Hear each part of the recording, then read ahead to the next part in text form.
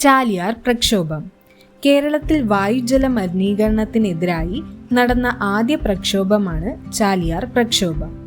മാവൂരിലെ Gwalior Rayons factory Chaliyar പുഴ മലിനമാക്കുന്നതിനെതിരെ ആരംഭിച്ച സമരമാണ് ചാലിയാർ പ്രക്ഷോഭം. ചാലിയാർ പ്രക്ഷോഭം നടന്ന ജില്ല കോഴിക്കോട്. ചാലിയാർ പ്രക്ഷോഭത്തിന് നേതൃത്വം നൽകിയ വ്യക്തി കെ.എ. റഹ്മാൻ. അദ്രയേക്ക, അദ്രേയി എന്നീ അപരനാമത്തിൽ അറിയപ്പെട്ട പരിസ്ഥിതി പ്രവർത്തകനാണ് കെ.എ. റഹ്മാൻ. ചാലിയാർ പ്രക്ഷോഭവുമായി ബന്ധപ്പെട്ടുണ്ടായ കരാറാണ് രാമനിലയം കരാർ. വർഷം 1974 ഡിസംബർ 16. ചാലിയാർ പ്രക്ഷോഭത്തോടനുബന്ധിച്ച് ഗ്വാളിയോർ റയോൺസ് ഫാക്ടറി ഉൽപാദനം നിർത്തിയ വർഷം 1999. ഗ്വാളിയോർ റയോൺസ് ഫാക്ടറി പൂർണ്ണമായും അടച്ചുപൂട്ടിയ വർഷം 2001.